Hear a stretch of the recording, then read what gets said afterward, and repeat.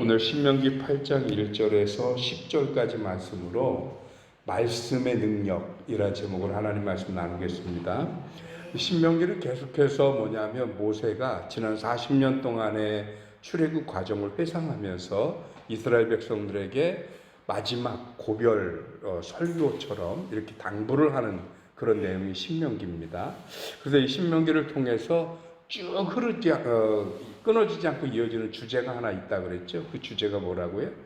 하나님 말씀을 잘 지켜서 행하라. 그러면 너희가 가나안에 정착하고 차지하게 될 것이다. 이런 내용입니다. 오늘도 그래서 그 주제가 벗어나지 않습니다.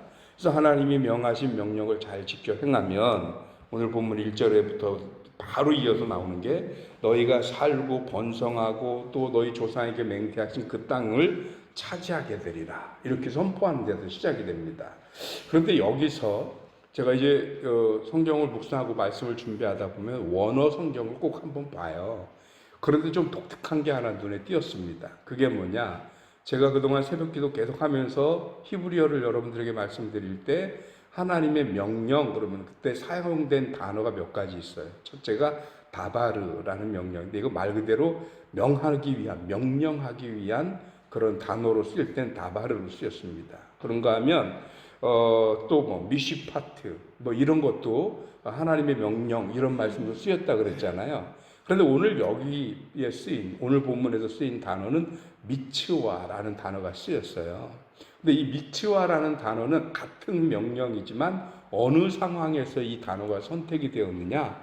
언약 또는 계명, 계약 이런 것들을 지키라고 명령하실 때 그때 사용된 단어가 미츠와예요. 그러면 언약과 언약 그 계명에서 이 단어가 사용됐다는 얘기는 뭐냐면 언약과 계명은 한 가지 조건이 따르잖아요. 이거를 하면 이거를 주겠다. 이게 계약이고 언약이잖아요. 뭐뭐 하면 뭐뭐 하겠다. 이런 거잖아요. 그러니까 하나님이 오늘 이 말씀에 대해서 미치와 즉 명령을 하시는데 그냥 하시는 게 아니라 이대로 너희가 하나님의 말씀을 지켜서 행하면 너희들에게 살게 하고 번성하게 하고 조상들에게 약속한 이 땅을 차지하게 하고 이거는 하나님의 약속으로 보장됐다. 이런 뜻인 겁니다. 그래서 하나님이 이렇게 말씀을 주시는데 오늘 저와 여러분들이 우리 이스라엘 백성들이 그들의 삶에 있어서 이스라엘을 이스라엘 되게 하는 거 그건 다른 게 아니고 하나님의 말씀을 지킬 때만 가능해지는 거예요. 그래 하나님의 말씀을 지켜야 능력도 생기고 복도 받고 하나님이 지키고 인도하고 이렇게 되는 거예요. 그래서 하나님의 말씀대로 사는 것이 이스라엘 백성들에게는 그 무엇보다도 중요한 일입니다. 그런데 오늘 여기 성경 읽다가 여러분들 귀에 많이 익숙한 부분이 3절에 나오지요. 그래서 3절만 한번 다시 보겠습니다. 3절 같이 읽으실까요? 너를 낮추시며 너를 줄이게 하시며 또 너도 알지 못하며 내 조상들도 알지 못하던 만나를 내게 먹이신 것은 해놓고 여기부터가 들어오신 말씀일 거예요. 사람이 떡으로만 사는 것이 아니요 여호와의 입에서 나오는 모든 말씀으로 사는 줄을 내가 알게 하려 하심이니라. 어디서 들어보셨어요? 예수님이 40일 금식하고 사탄의 시험을 받게 되잖아요. 근데 그 중에 첫 번째 시험이 뭐냐? 40일 동안 금식하신 예수님이 너무 배가 고프고 시장할 거 아닙니까? 40일을 굶었으니. 그래 거기다 대고 사탄이 뭐라 그래요? 이 돌을 명하여 떡을 만들어서 한번 먹어봐라. 네가 하나님의 아들이거든. 그랬더니 그때 예수님이 하신 말씀이 요거 토시 하나 안 틀리고 그대로죠. 사람이 떡으로만 살 것이 아니요 하나님의 입으로 나오는 모든 말씀으로 살리라. 이 말씀을 하셨단 말이에요. 무슨 얘기냐? 예수님도 구약의 이 말씀에 대해서 딸딸딸 외울 정도로 아주 해박하게 즉 예수님의 삶에도 하나님의 말씀이 중심이 되고 그 말씀을 지켜 행하는 우리에게만 명령하신 것이 아니라 인간의 몸을 입고 오신 예수님도 하나님의 말씀을 듣고 그 말씀을 지키고 그 말씀을 새기고 그 말씀 행하는 것으로 예수님의 뭐가 돼요? 능력이 되었더라. 그래서 이 예수님의 말씀으로 결국 두 번째 시험, 세 번째 시험도 다 뭘로 이겨요? 말씀으로 이기죠. 사탄은 예수님이 뭘 무슨 번개를 떨어뜨리고 뭐 지진이 이런 것 때문이 아니라 예수님이 하신 말씀의 권위 때문에 도망갔습니다. 이게 성도의, 즉 하나님의 백성의 능력의 근원이 어디냐?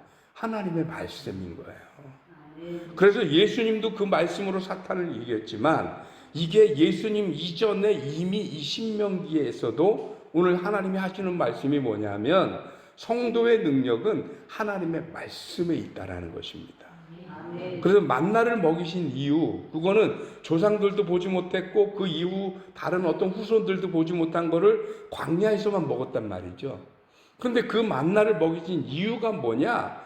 하나님이 아무것도 안 하고 있어도 너희를 먹인다 이런 개념이 아니라 하나님의 말씀을 지켜 행하는 자들을 하나님이 지키신다.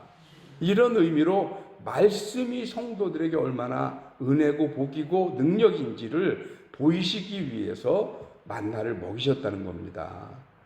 저도 그랬던 기억이 나요. 우리가 먹고 살기 힘든 시절을 보내도 그런지 몰라도 예수 믿고 교회를 다니면 옛날에 동네 어른들이 우리 보고 약간 비아냥거리는 쪽으로 뭐라고 그랬냐면 이놈아 교회를 가면 밥이 나오냐 떡이 나오냐 그런 얘기 들어보셨어요 혹시? 저만 들은 게 아니군요. 그건 우리나라에서는 어느 지방 어느 도를 가도 똑같은 반응이군요. 근데 그때는 제가 어려서 왜 어른들은 꼭 교회 가면 밥 나오냐 떡 나오냐 이렇게 물어보나 그러고 말았는데 제가 이제 성인이 되고 어느 날 그런 생각이 드는 거죠. 아니 내가 교회 다니고 예수 믿고 겨우 떡 하나 더 먹자고 이 새벽에 일어나서 나와? 여러분 집에 떡이 없어서요? 여러분 집에 밥이 없어서? 이 새벽에 그렇게 일찍 일어나서 남들 다 자고 있을 때 왜 나와요? 수요일날 그 밤에 남들 피곤해도 갔다 와서 씻고 두 다리 쭉 뻗고 텔레비 보고 있을 때 우리가 교회 나오는 게 겨우 떡 하나 더 먹자고 나와요? 주일날 남들은 편히 두 다리 뻗고 쉬면서 아이고 오늘 한번 방글라데시 해보자 이쪽 구르고 저쪽 구르고 방바닥에 구르고 있을 때 우리가 겨우 밥 한 그릇 더 먹자고 나오냐고요 교회를. 그것 때문에 나오는 건 아니잖아요 교회를. 밥 하나 먹는 거 떡 하나 더 주는 그것 때문에 교회를 나오는 게 아니고 교회 나와서 예배 드리면서 하나님을 만나는 거죠. 그리고 그 하나님의 말씀을 듣고 그 하나님의 음성이 그 하나님의 말씀이 뭐가 되느냐? 내게 능력이 되는 겁니다. 그래서 세상 어디에서도 찾을 수 없는 오직 하나님에게서만 얻어질 수 있는 그 하나님의 말씀의 위로, 그 하나님의 말씀의 언약, 오늘 미츠와 하나님의 말씀을 지켜 행하면 너희들이 가는 그 모든 길에 하나님의 말씀이 권세가 되고 능력이 되고 힘이 돼서 너희를 살게 하고 그 땅을 차지하게 하고 하나님의 이런 능력과 하나님의 위로가 있으니 우리가 하나님 앞에 와서 예배하고 그 말씀을 듣는 거지 밥 한 그릇 떠먹으려고 나오지 않아요. 그 정도 먹을 밥은 우리 집에도 있어요. 그렇지 않습니까? 성도의 능력은 세상 사람들보다 월급 조금 더 받는 데 있지 않습니다. 그리고 우리 신앙생활 하는데 이걸 분명히 했으면 좋겠습니다. 우리 성도가요, 예수 믿고 교회 나오면서 세상 사람들보다 요만큼 더 잘 되고, 요만큼 더 출세하고, 요만큼 더 벌고, 그것 때문에 교회 다니고 예수 믿는 게 아니에요.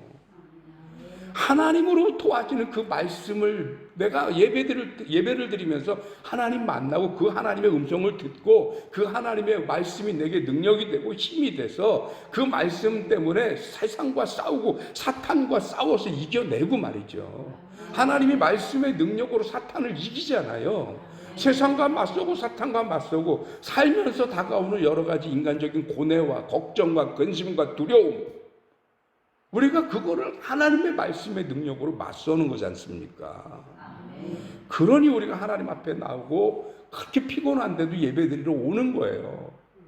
겨우 떡 하나 안 먹고 말지 안 먹고 말아. 그것 때문에 하나님 앞에 오는 건 아니지 않습니까? 오늘 이 아침 우리가 이런 신앙의 다짐을 한 번 더 해보셨으면 좋겠습니다. 주여 오늘 이 아침에도 우리에게 들려주시는 이 말씀이 우리에게 권세가 되고 능력이 돼서 오늘도 이 월요일 아침 이 한 주간 시작되는 시간인데 하나님 이 한 주간 또 우리가 어떤 세상, 어떤 어려움, 어떤 두려움과 마주쳐야 할지 모르겠습니다.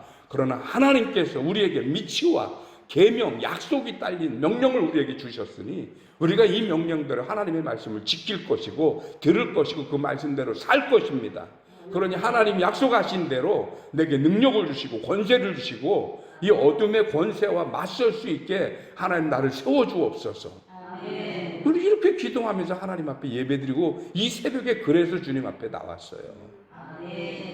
우리 그렇게 하나님의 말씀으로 세상과 맞서며 승리하는 저와 여러분들 되시기를 주님의 이름으로 축원합니다. 기도하겠습니다. 하나님 고맙습니다. 이 아침 귀한 은혜 주시고 우리로 하여금 하나님의 말씀의 권세를 바라보게 하시니 감사드립니다.